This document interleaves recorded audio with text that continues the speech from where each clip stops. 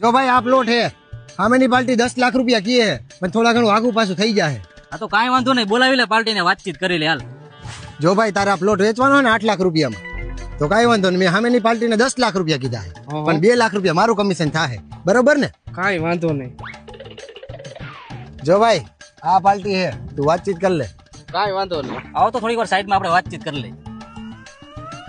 હું શું કહેતો હતો, આ પ્લોટ તમારે કેટલામાં વેચવાનો છે? આપણે 10 લાખ રૂપિયામાં પ્લોટ દઈ દેવાનો. એલા ભાઈ 10 લાખ તો દલાલ કહે, તમારે કેટલામાં દેવાનો? આ પ્લોટની કિંમત 7 થી 8 લાખ રૂપિયા થાય એમ છે, તમારે કેટલામાં આપવાનું બોલો? એક કામ કરો, હું આ પ્લોટના તમને 8 લાખ રૂપિયા દઈ દઉં અને તમારે દલાલને કેટલા દેવાના આમાંથી?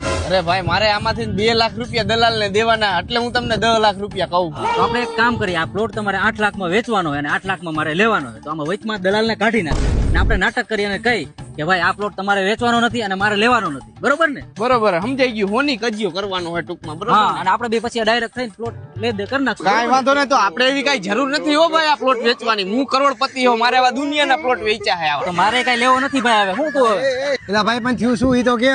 એટલે ભાઈ આને સમજાવી દે, એના મનમાં સમજે. હું પ્લોટ નથી લેવાનો, આવો પ્લોટ હે ને તેવો પ્લોટ, એ આપણને પોહાય જ નહીં જેવી તેવી વાત હો. આ તો ભાઈ મારે ક્યાં તારો પ્લોટ લેવો, મારે કઈ એવી જરૂર નથી હો. અને આવી પાર્ટી હવે લઈને આવતો ન આવા કોઈને, અને તું બીયો જા. એલા ભાઈ પણ હવે મારે શું કરું, મારે તો 2 લાખ રૂપિયા નુકસાન આવી